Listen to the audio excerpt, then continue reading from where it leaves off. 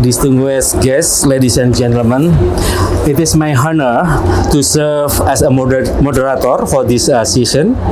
As a Vice Chair of the Forestry Interim Secretariat of the International Tropical Peatland Center, I sincerely hope that our discussion today will contribute to a shared understanding of the key challenges and opportunity in integrating financing for the peatland restoration within a global carbon market framework.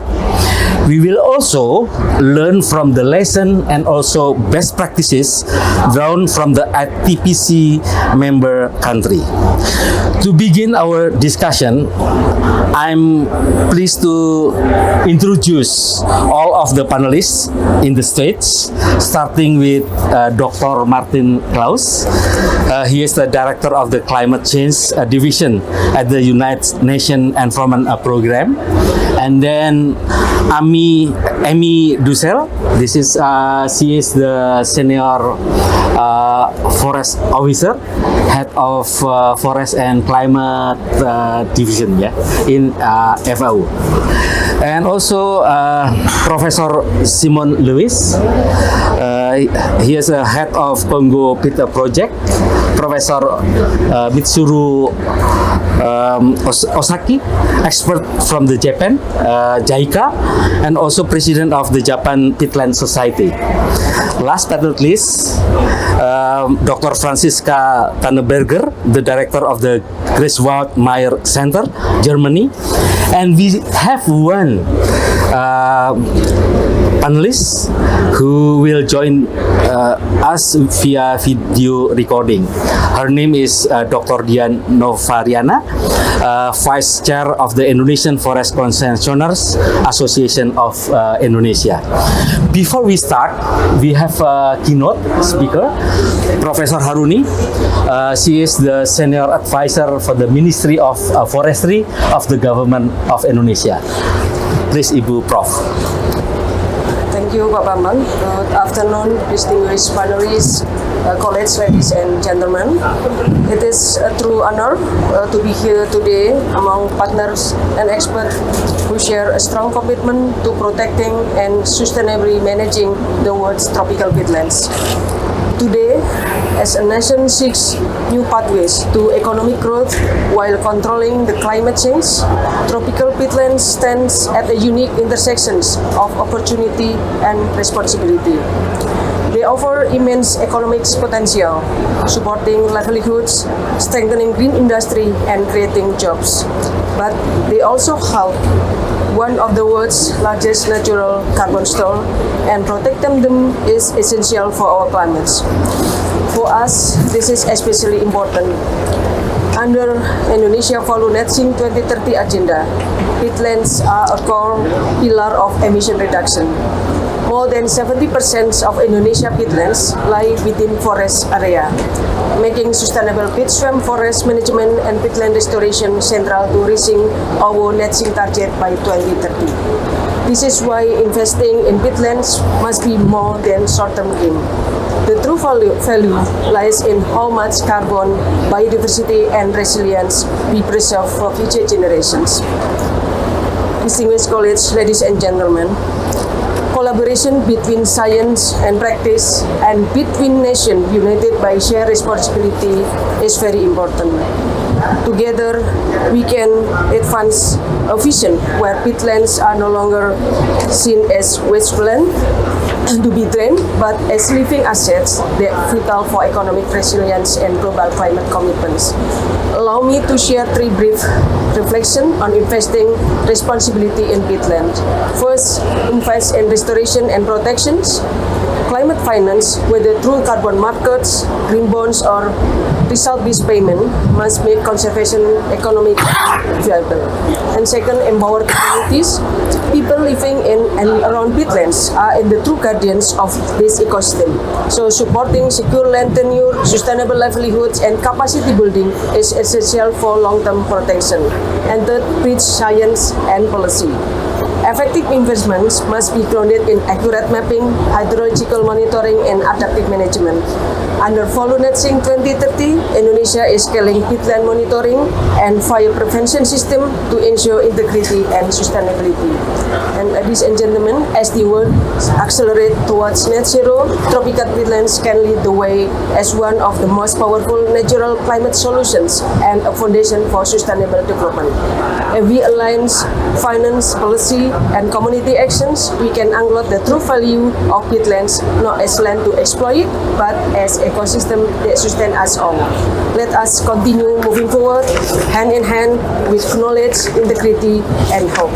Because protecting peatlands is not only about saving nature, it is about securing our shared future. Thank you.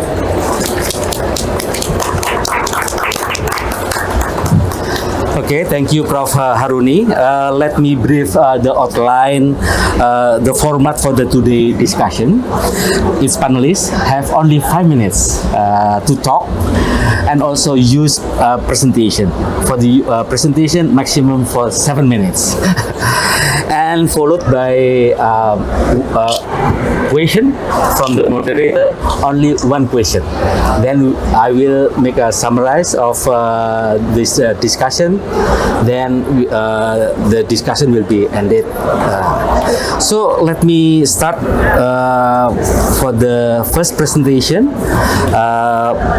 Dr. Martin Klaus, the director of the Climate Change Division at the UNEP, to share his insight on South-South cooperation in advancing climate diplomacy and supporting peatland management. The floor is yours. Thank you very much, and very happy to be part of this panel and this discussion. And I'm also happy that here at the COP30 we are actually talking about peatlands. We are not at the biodiversity COP, we are at the climate COP, but we are talking about peatlands, and that I believe is very important. Why? Because peatlands are unique ecosystems. Peatlands are storing vast amounts of carbon, they're regulating water systems, they are supporting rich biodiversity, and they are sustaining the livelihoods of millions of people. So the Global Peatland Initiative, called also the GPI, is an effort of governments, experts, institutions that was created I think about 9 or 10 years ago at another COP, COP22, I believe it was. So this initiative was created to restore and sustainably manage peatlands. In these 9 years since the creation of the Global Peatland Initiative, the initiative has grown and has now 63 members across 23 countries. And it is providing direct support to countries such as Peru, Indonesia, the Republic of Congo, the Democratic Republic of Congo, and it has also recently expanded its work to include Mongolia and Colombia. The initiative is working in 4 priority areas, and that is number 1, science, mapping and assessment, number 2, knowledge sharing and capacity building, number 3 is policy and advocacy, and number 4 is the implementation of specific actions at the country level. So I will very quickly say something about 2 of those areas. The assessment that we have been doing in this area has shown that despite only covering about 3 to 4% of the planet's land surface, peatlands actually contain up to 1/3 of the world's soil carbon. That's a lot if you think about it, for that small surface to contain 1/3 of the world's soil carbon. We also have found that 50 million hectares of peatlands are already drained and degraded. When degraded, peatlands shift from becoming a carbon sink to becoming a carbon source. So they are being reversed in the global system on how carbon is emitted and how it is being absorbed. And that is why it is so important also to talk about peatlands here. UNEP has been accelerating actually through South-South cooperation, and that was actually also the question and is the topic here, has been accelerating by strengthening countries and institutions with technical capacity building, helping to align policies and inspiring collective action. To work at scale and to speed to tackle the crisis of climate change, the Global Peatland Initiative uses the South-South cooperation modality for engaging and sharing knowledge across countries and institutions. We also appreciate that Indonesia is continuing to share their own experience of peatland management, and Indonesia's collaboration with the Global Peatland Initiative, including its leadership in establishing and strengthening the International Tropical Peatland Center, the ITPC, is very valued and very welcomed. I will say now, just to conclude, a few words about another important aspect of our discussion here, and that is financing and sustainable financing. Amongst other work that is needed, UNEP and the Global Peatland Initiative have supported the development of key economic and finance knowledge products, and those have been published also in, for example, the Economics of Peatland report, or another UNEP flagship report called the State of Finance for Nature report. Indonesia actually has strong examples of using blended finance in a number of peatland projects. For example, the ongoing peat project in Riau and West Kalimantan, which blends funds from the Green Climate Fund and other donors through partnerships with NGOs, and also crowding in money from the private sector on agroforestry projects that do not drain or degrade peatlands. So we have some good examples on financing. We have some good examples on South-South knowledge sharing, and this is, I think, kind of the way that we should continue going. Okay. Thank you. Thank you, Dr. Klaus, for the highlighting the role of the South-South cooperation in boosting climate diplomacy and also securing finance for sustainable peatland initiative. We will now hear from our next panelist. The second speaker is Amy Dussel. She is the Senior Forestry Officer, Team Leader Forest Climate at FAO.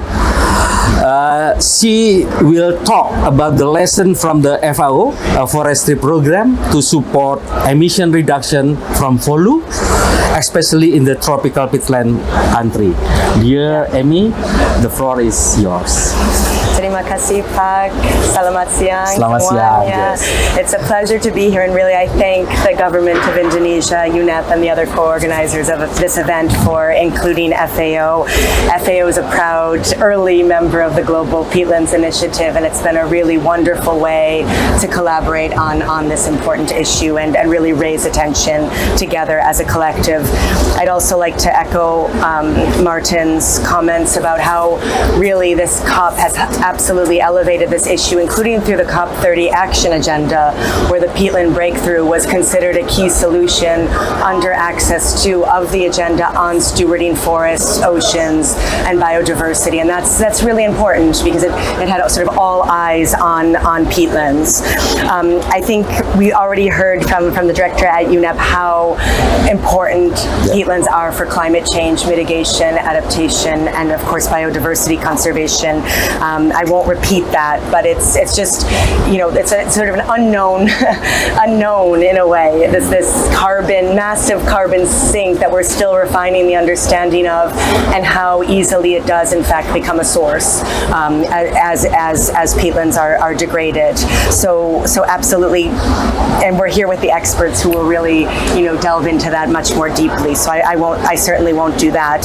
But what FAO has really tried to focus on in this collective space is bolstering peatland measurement and monitoring, especially working hand in hand with countries on, integrating peatlands into national forest monitoring systems and trying to improve measurement, reporting, and verification of peatlands. This includes integration of peatland base maps and assessment of activity data, systems to monitor peatlands over time, accurate higher tier emission factors, and of course institutional frameworks for reporting and verification. And many of these MRV systems do need to be built from the ground up and harmonized with the architectures that are already in place at the national level.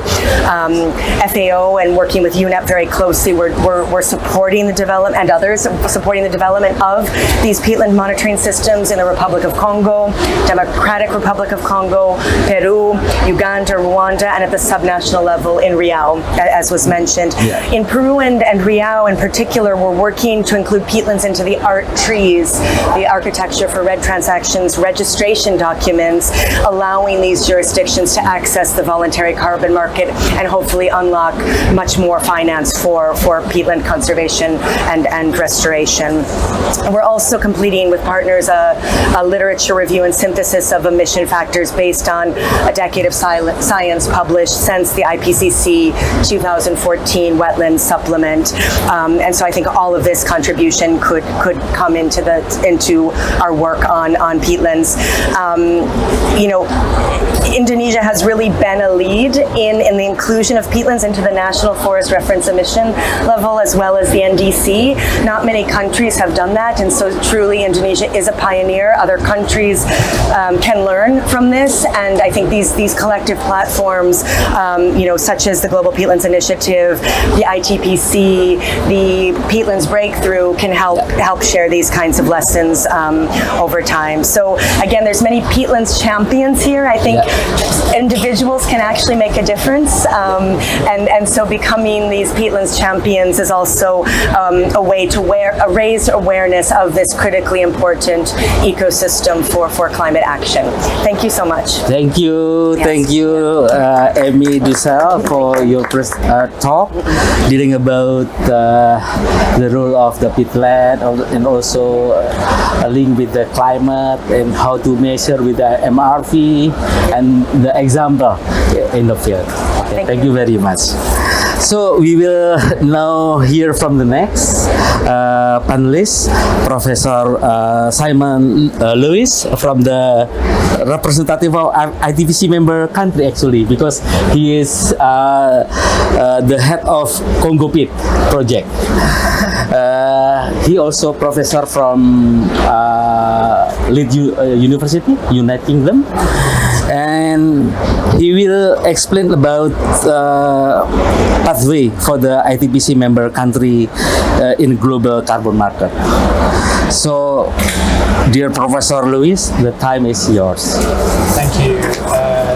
Thank you very much for the opportunity to speak. We have the first slide. So I'm going to talk about the Central Congo peatlands. The next slide. So in the center of the Congo Basin is a huge area of forested wetland, about the size of Germany, 360 million kilometers square, enormous area. And about 12 years ago or so, I had some thoughts that perhaps some areas of this wetland, because it's waterlogged all the time, and there's very low nutrients there, perhaps it's peat forming. Next slide. And we went into the Republic of Congo because this area of wetland is on either side of the Congo River, so it's partly in the Republic of Congo and partly in the Democratic Republic of Congo. And when we walk far from the rivers, this is the kind of forest that we see. That's not that dissimilar from the peat swamp forest in Indonesia. Structurally quite similar. Next.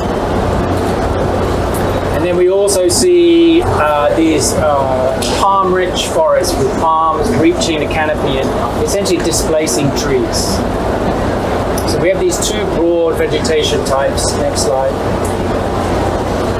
And underneath each of them, when we walk very far from the nearest access point, the rivers, then we found peat, up to 6 meters deep.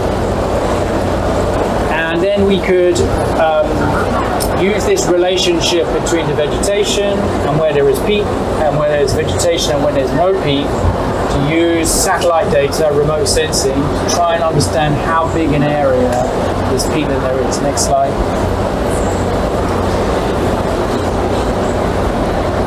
Next slide. And what we discovered is that in this wetland is the world's largest tropical peatland complex. So there's more tropical peatland in Southeast Asia, but it's separated into lots of different islands. Whereas here is this enormous contiguous area of peatland. We now estimate it's around 16.7 million hectares. Next slide. And stores around 29 billion tons of carbon. Now, if the peatland were drained and then all of that carbon went into the atmosphere, that would be roughly equivalent to the same emissions as 3 years of all the fossil fuels used globally. So when we hear about how concentrated this amount of carbon is in a small area, this really highlights it. Next slide. But what we found when we overlaid the protected areas over this region, we saw that only 8% of that carbon is in a kind of a protected area. So these peatlands are managed by local people. They provide about 2/3 of the income of peatland adjacent communities from fishing. And it appears that the fish are spawning in the peatlands and then migrating out to the rivers when they're juveniles. So they're intrinsic to the livelihoods of the people of the region. But they're also under threat, next slide, where all of the area in both the Republic of Congo and DRC is covered by oil exploration permits. There is very little exploration occurring yet, so these peatlands are intact, sustainably managed by local people, but potentially under threat. In terms of deforestation, Republic of Congo has one of the lowest deforestation rates in the world for tropical forest, and peatlands are 10 times lower than the national rate in dryland forest. So really low levels of deforestation, and similarly in DRC, very low deforestation in peatlands. Next.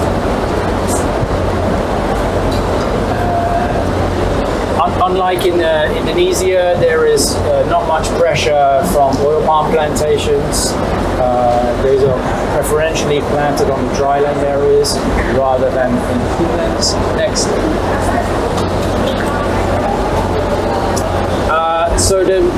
We have had a project over the last 2 years where we've been interviewing all of the stakeholders involved in the peatlands, different branches of government, private sector, local communities, indigenous peoples, NGOs, both wildlife protection, international, those focused around indigenous people and their rights, local communities and their rights, and workshops to try and understand if there is consensus or agreement on what should happen to these peatlands going forward. And there's a striking agreement across all of these sectors that the peatlands should be protected, but the local livelihoods of the people should also be protected.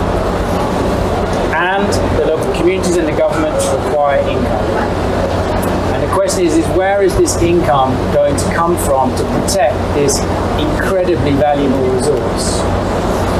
And I think blended finance is one option.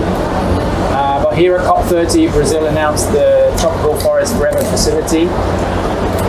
And our analysis shows that the cost of protection is lower than $4 a hectare that the government could get from the TFFF. So in an area where there's very little deforestation and degradation to reduce, and therefore not much opportunity in terms of carbon markets, this provides potentially viable alternative to do what the government needs, which is to generate revenue, and what the local communities need, which is investment so that they have better facilities, schools, healthcare, and other community development that doesn't damage the people. So I think there's a real opportunity here in the central Congo Peatlands to have really 21st century conservation, which has local people at the center, so long as we can find this innovative finance.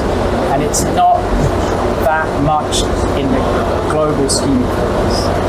And we calculate that if the peatlands were drained, it would take about 20 years for all of that carbon to reach the atmosphere. Now it's 34 billion tons of CO2. The damage to people around the world from that many emissions is calculated at $6.4 trillion.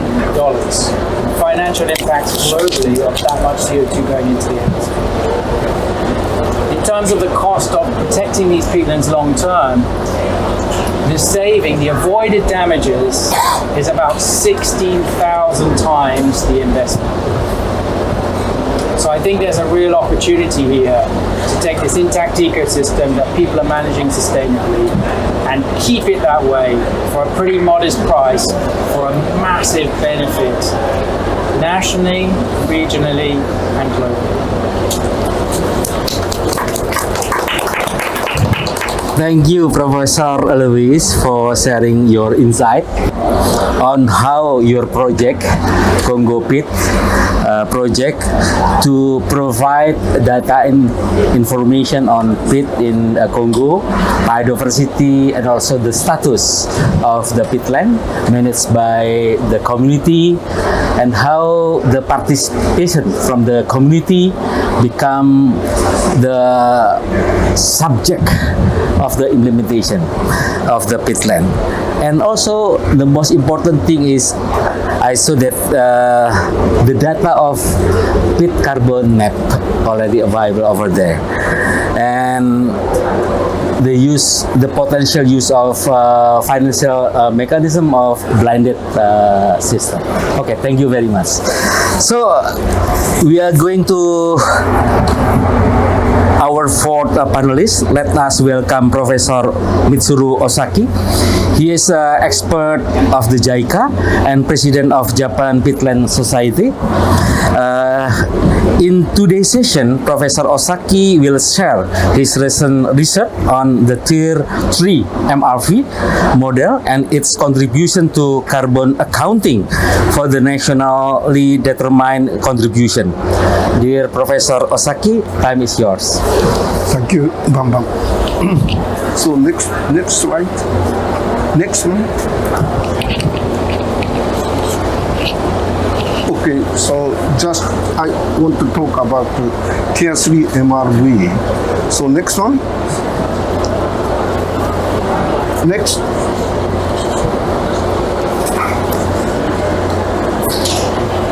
Okay, so this is the poster presentation at the COP 15, the Copenhagen. We proposed the MRV system. And so we established the towers and ground truth monitoring systems, and we calculate the CO2 emission. And so we surprised at this time, just rough calculation, but CO2 emission is almost similar amount of the Japanese the CO2 emission rate. So why that was very shock. The peatland is now so the change to the CO2 emission the field.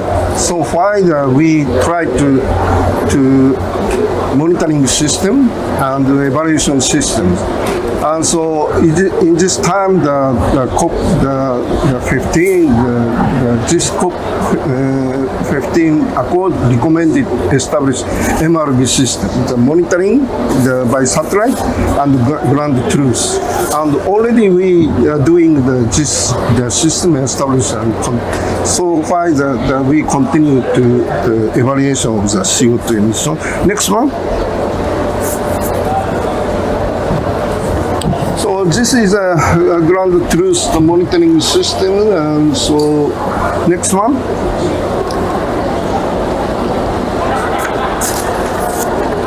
So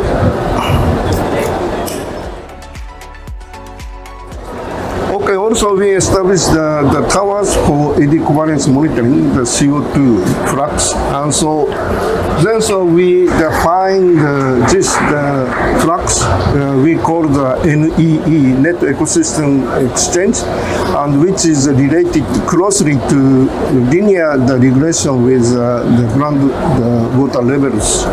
So this is a maybe first publication in the world. And next one. So also we are monitoring not only the CO2, the water balance and the heat balance. And you see the forestry has a function to regulate the temperatures and water the balance. And we are surprising in the forestry very high latent heat removal, and if cut the forestry, maybe the sunlight directly warming the ground surface. So this is a sensible heat. And so the next one. So we monitoring the air temperature, the canopy, and so we are surprising 10 degrees different with the forestry.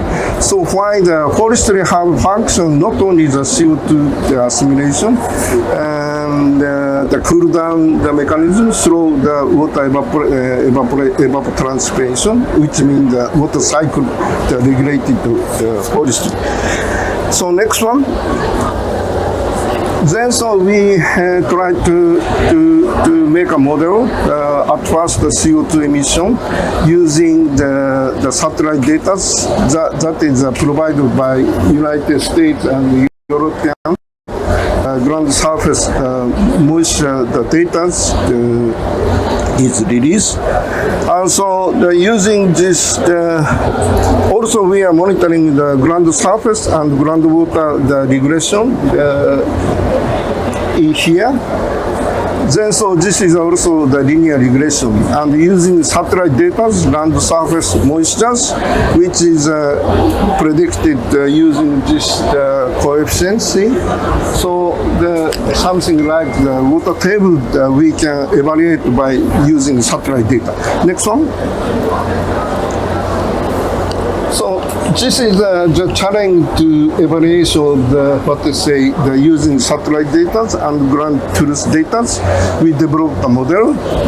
So that is evaluate the groundwater levels, and groundwater level have the linear regression with NEE. Then so this coefficient put into the groundwater levels. So finally we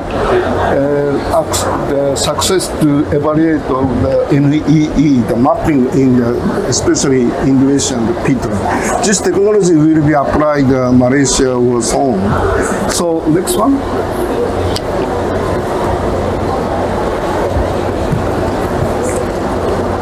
So this model now we are endorsed into the supercomputer in the brain, and so now just preparing, but maybe quickly we try to what to say, provide the data, and so maybe not only the Indonesia, maybe you can access this computer data, and you can evaluate of the CO2 emission from the peatland.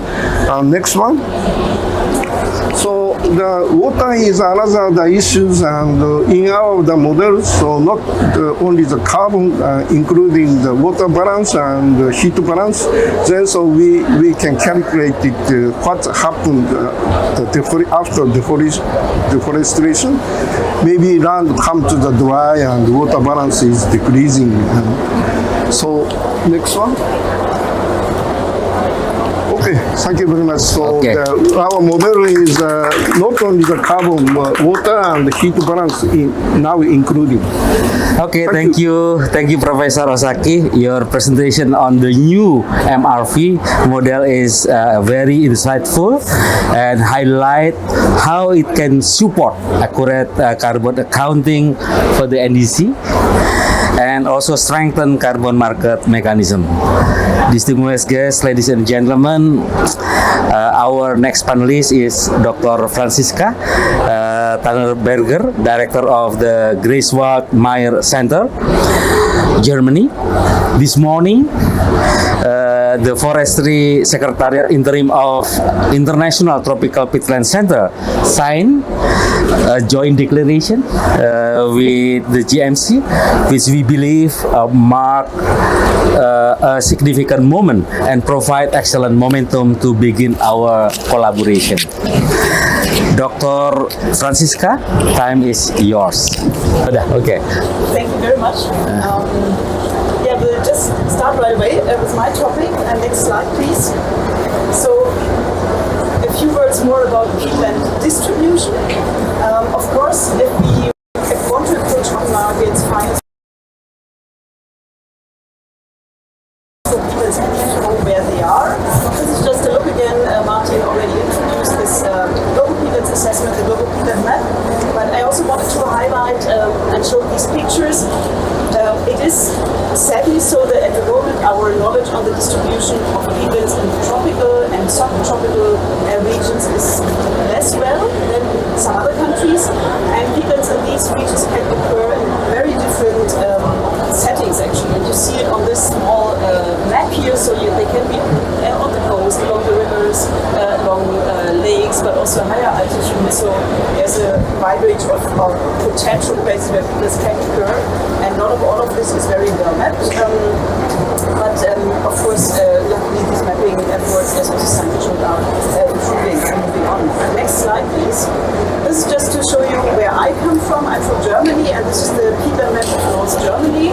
This is the total peatland map of Germany. And then next slide. Next slide, please. This is actually the wet peatlands in our region. All the rest is drained. So it's a huge area with peatlands, but this is only what was left. So Germans are unfortunately sometimes very efficient. They were also efficient in peatland drainage, so they drained almost everything. We vetted already 4%, but this is really a tiny area of the total area. Yeah. So then next slide, please. Next one.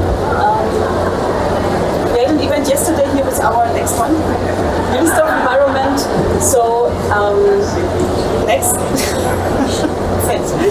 So to move on, there's really now a dedicated political plan in Germany to revet almost all peatlands within the time period. So by translating the Paris Agreement to peatlands, this means that by 2050, almost all peatlands must be wet. Otherwise, we need to compensate some more for the emissions.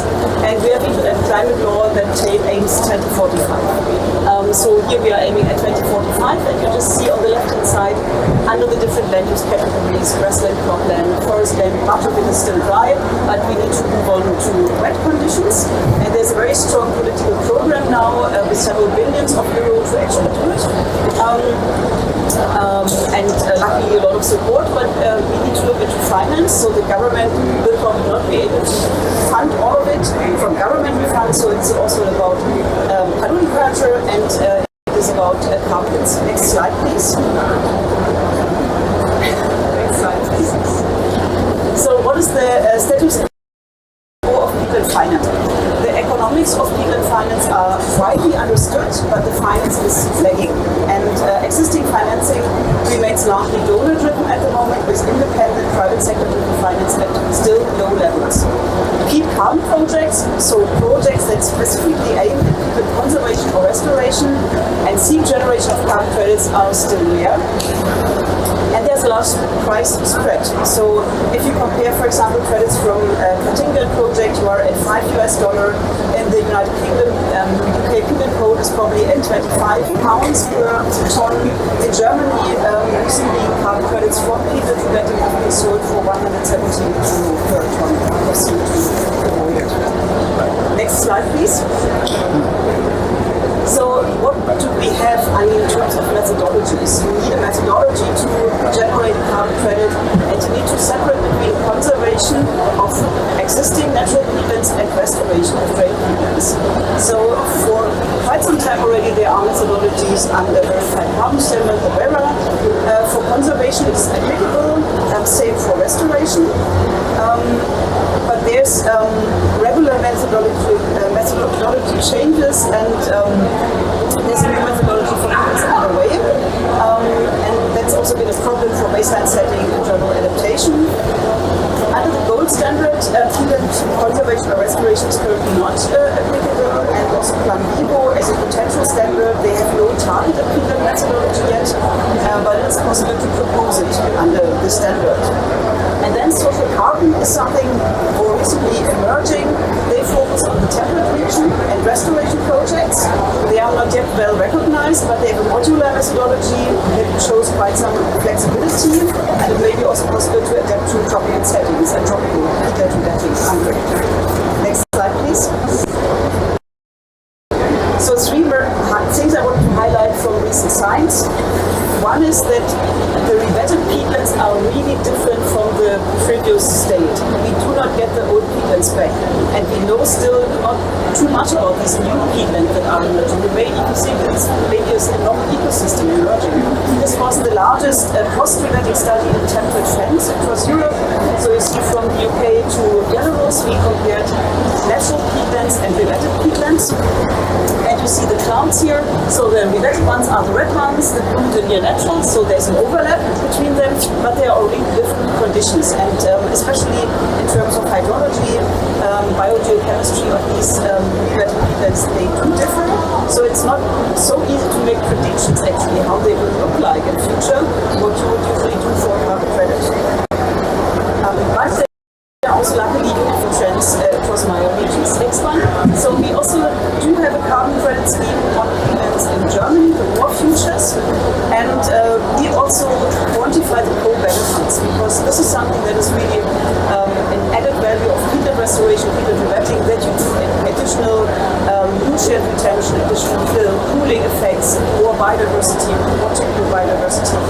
And so this is also based on proxies, based on vegetation mapping. So we have developed a system that can be easily used because it should not cost a lot to quantify it if you want to sell it later.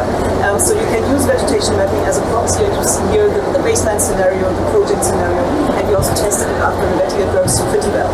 Next slide. And then about paludiculture. So we work very intensively on paludiculture now in Germany, because most of our peatlands were drained for agriculture. So you need agriculture to get on with revetting. We have now a network of 10 projects funded over 10 years, with more than 200 people actually working in it to bring paludiculture on the ground on a total area of 5,000 hectares. And this is something really new to us at the moment, because we talk a lot about paludiculture, but you can hardly find it in the landscape still, and we need to have examples in the landscape. Next slide. What we see, we have also created a business alliance. So it is 15 large companies in Germany that have dedicated themselves to do a pilot project in paludiculture, and not only to talk about it, but to do this pilot project and to use it in their value chain and to scale it up. And this is largely from the building material sector and packaging and paper material sector. So if we would bring in only 5% of the total biomass they use from paludiculture, we could cover 1/3 of the land in Germany to be revetted in future and to be agriculturally used. We see these packaging boxes that are shipped, a door, for example, filled with this biomass. So we have several products ready, and what we see very clearly, all these companies want to see carbon credits, carbon accounting in their own some under science-based targets, some want to bring it into their own carbon accounting. So this is a very clear link and something we can continue to work on, also in our new and deeper partnership with IPCC. And the last slide is simply to remind ourselves again that we had the Peatland Breakthrough P-Lounge this week on Monday, and it's also a great opportunity to foster our work and create new alliances towards better financing of peatland restoration. Thank you. Thank you. Thank you, Dr. Francisca, for your providing fact of the importance of the scientific research to support local stakeholder, government official, and communities in engaging with the carbon market. We have the last presenter is Dr. Dian Novarina from Indonesia. This is lesson learned from Indonesia. Vice Chair of Indonesian Forest Concessionaires Association through video recording. Dr. Novarina will present about the role of the private sector in peatland restoration and its linkages to global carbon market mechanism. Good afternoon to everyone at Pavilion Indonesia at COP30 in Belém. My sincere apology for not being able to join you in person. My name is Dian Novarina, Vice Chairman of the Association of Indonesian Forest Concessionaires or APHI for Forestry Multi-Business. Thank you to the Ministry of Forestry and the Ministry of Environment and also for ATPC for bringing us together to discuss a topic that is central to Indonesia's climate ambition and the role of the private sector to support it. At this occasion, I would like to draw your attention to one of the most important peat ecosystem landscape in Riau Province in central Sumatra, the Kampar Peninsula. Kampar Peninsula is one of the last remaining intact peatland forest landscape in Indonesia, containing one of the last lowland tropical peat forests that exceed 671,000 hectares. The landscape known as the Siak Kampar Peat Swamp Forest, recognized as a key biodiversity area, including important bird area, and a tiger conservation landscape, specifically as the habitat for Sumatran tiger, which categorized as a critically endangered by IUCN.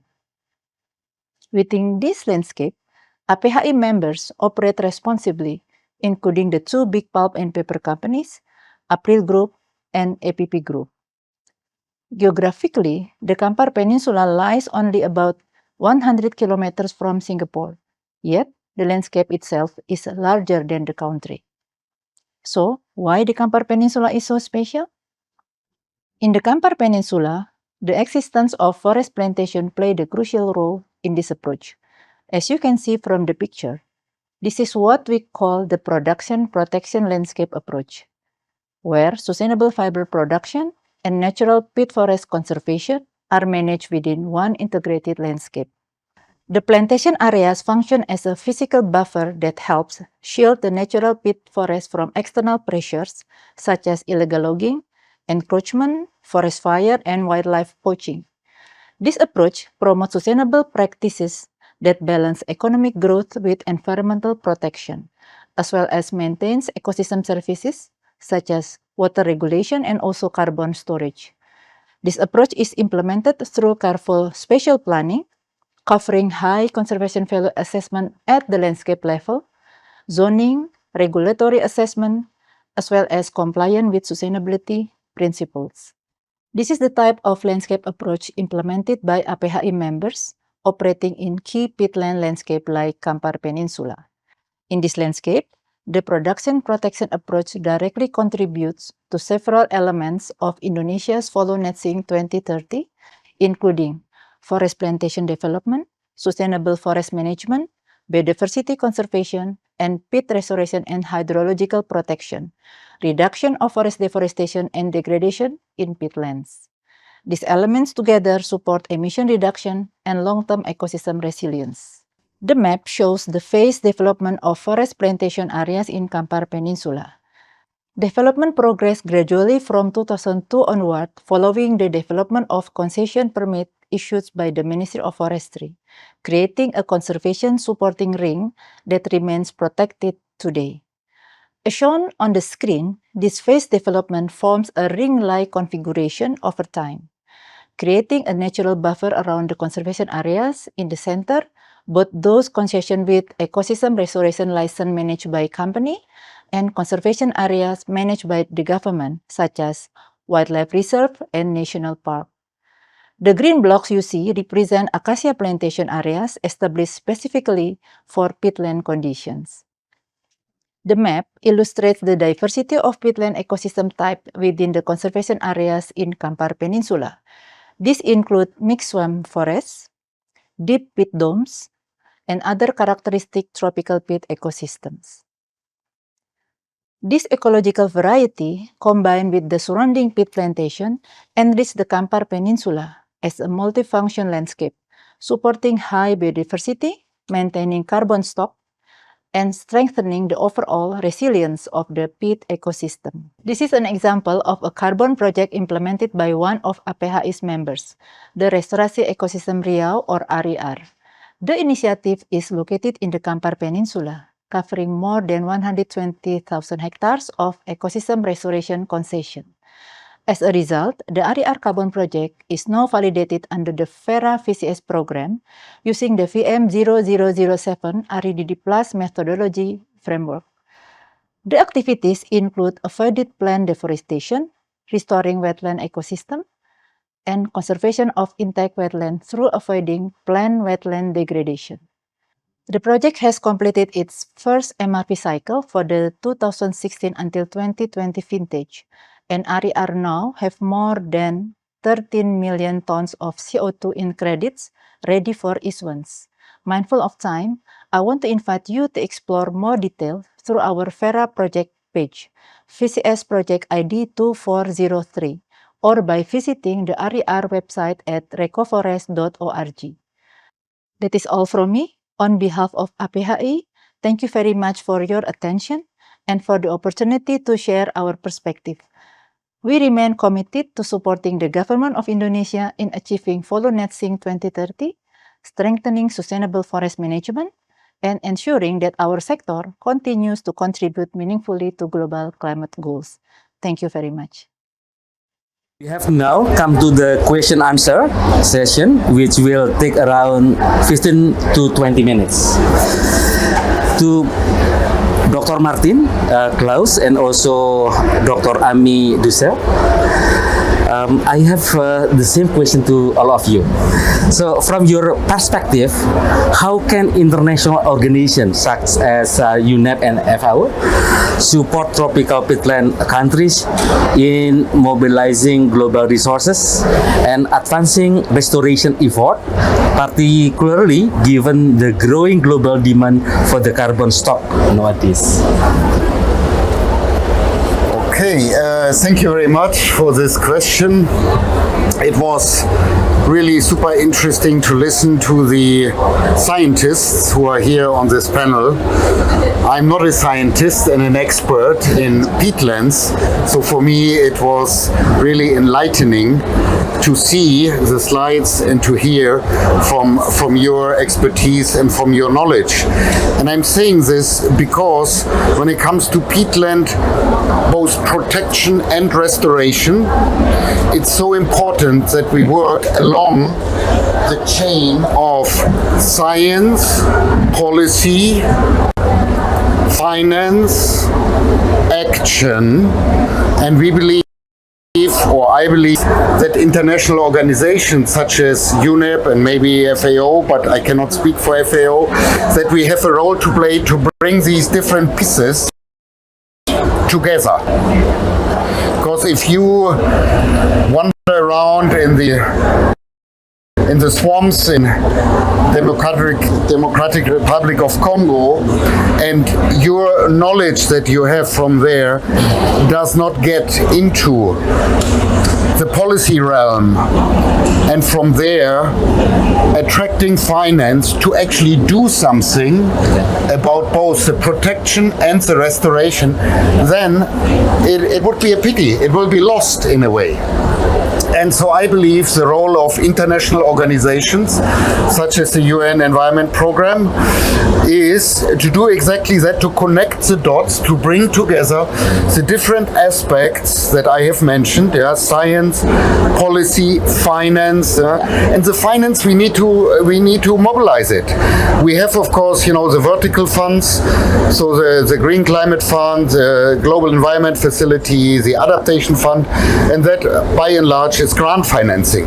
What is needed, and we haven't seen the presentation from the other colleague who was going to speak about how to crowd in the private sector finance using carbon credits, how we can bring that together, how we can blend this to actually get to the action. Now that is the challenge I think that we are facing, and we are working together on that, I believe, and we are making some progress, but that is kind of the recipe that I see. Thank you. Thank you. Please. Well, Martin already articulated it so nicely, so I can just only compliment that, FAO is a specialized technical agency. So much of what we do, in fact, is really partnering with scientific bodies. And I mean, we have this long-standing relationship, especially with the Greifswald-Meyer Center on peatlands work, and that's been so enriching. I mean, not only to be able to then sort of bring that science into the policy processes, but also then, with the national forest monitoring systems and peatlands monitoring, kind of coming back to the scientists and having this iterative process. So just an example of exactly what you were articulating about this interface. I think we've experienced that with this collaboration. And I think also, these initiatives, I said it already, but I do think it's important, these collective initiatives that bring attention to the issue. Global Peatlands Initiative, the International Tropical Peatland Center, that's really south-south. That's fully very special in that way. And the Peatland Breakthrough now, it gets the attention there, and then it brings the different partners in with their different mandates and expertise to try to tackle the issue together. And I think, again, our responsibility as the international organizations is to, help facilitate that process and participate in that process following our individual mandates. Okay, thank you. Okay, I would like to ask two panelists, Professor Luis and Dr. Francisca, the same question. So, what is the biggest challenge in integrating research result and scientific knowledge into government policies and proper practical implementation of peat management? So you start first, Professor Luis, then continued by Dr. Francisca. Great, thank you.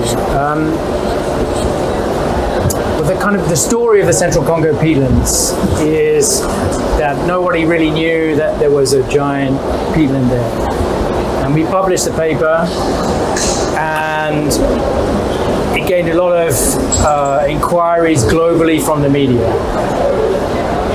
And then we worked with UNEP WCMC, World Conservation Monitoring Centre in the UK, through the Global Peatlands Initiative, and we produced a short briefing with UNEP. And then through Global Peatlands Initiative, this was shared with the governments of both the countries. And they convened a special meeting in Brazzaville, which led to Republic of Congo, Democratic Republic of Congo, and Indonesia to sign the Brazzaville Declaration, to invest in the science to understand the peatlands better, and to protect the peatlands and the livelihoods of the people utilizing the peatlands, who depend on those peatlands. So I think that was a very good example of the science working with the policy and working with the government. And then this process has been going on for some years now, but the crunch is finance. And the institutions that can take that finance and distribute it to the action on the ground. And I think that's the stage that we're at now. And the good news, I think, from this COP is that we have pledges of $2.5 billion for the Congo Basin over the next 5 years. which is a significant amount of funding and could be used, some of it to protect the peatlands, and the Tropical Forest Forever facility, which is currently up to around $6.5 billion of investment so far. So there's hope that the finance piece can come, and I think what's often difficult is that once you start talking about very large sums of funding, which is required if you have, in Republic of Congo's case, 5.5 million hectares of peatlands, then it's the institutional capacity to be able to manage and distribute that kind of resources and co-manage that kind of area of peatlands, which is not a straightforward task. Okay, thank you. Now it's your turn. Yeah, thank Dr. you. Of course, Francisca. I've said already a lot of wise things about that. Maybe I would like to focus on one aspect, that is capacity building. So, and people actually doing it, because money alone also does not help. We sometimes see, and I think it is really very necessary to have training programs to train, especially young people now going into agriculture, going into forestry, to be aware of peat soils. So we tried in Germany, for example, to interact a lot with those people doing the study courses, because you can still find people who do not know about these topics, but also to have people who have the knowledge how to re-vet. And that knowledge is actually a lot with the people who drained the peatlands. They knew what they did. And to transfer this knowledge now to those who have to do the re-vetting, that's also a generation shift. And I mean, in Indonesia, you had the peatland restoration and later peatland restoration and mangrove agency. I am not aware of any other country with a substantial area of drained peatlands that created such an agency.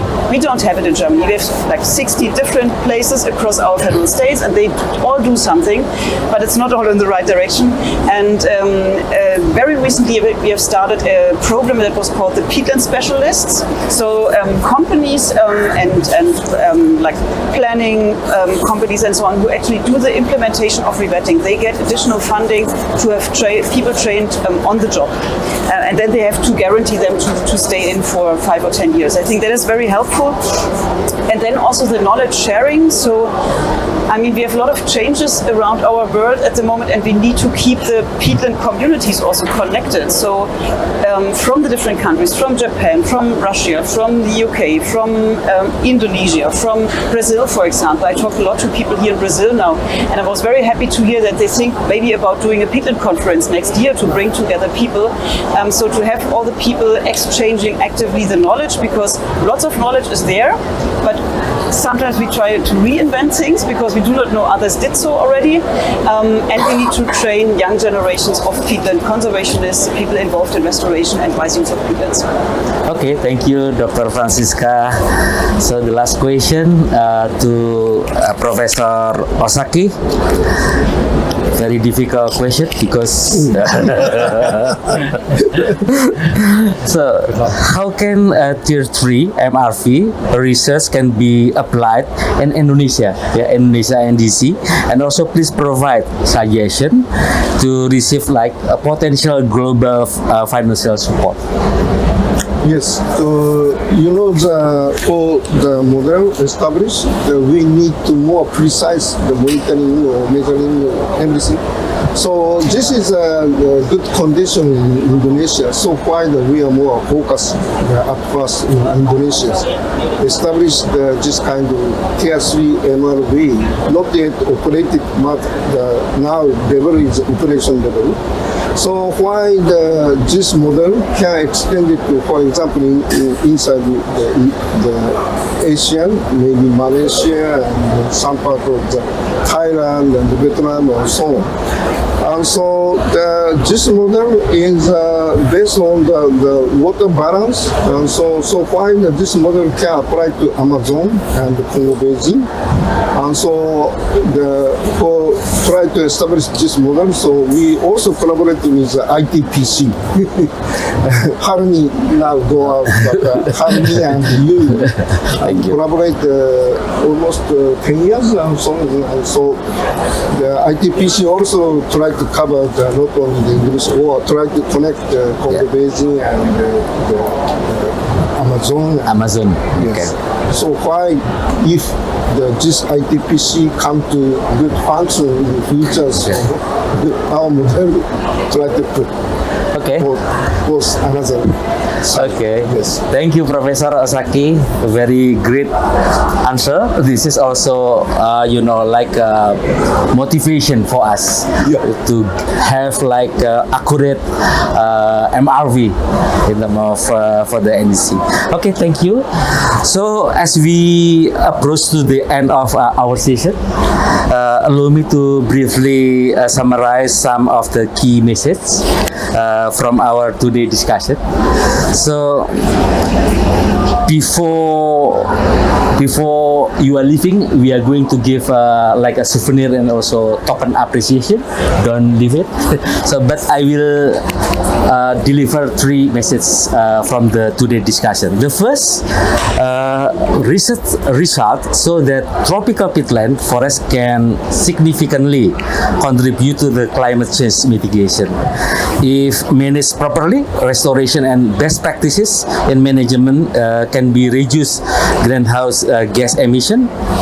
According to the research, this is by 1.2 to 0.6 gigaton CO2 equivalent per year if managed properly, and also restore the degraded of the peatland. And the second, the restoration should be through rewetting and also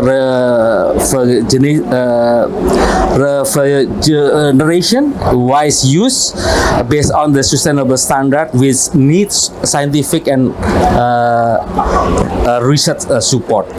And the third, capacity building with peatland country needs support of bilateral or multilateral South-to-South cooperation in boosting climate diplomacy and securing financing for the sustainable peatland initiative. Thank you for our talk today, and we hope that we can, the lesson learned can be adopted and adapt for those three continents: Asia, Africa, and also Amazon. Thank you very much, and we give applause to our panelists.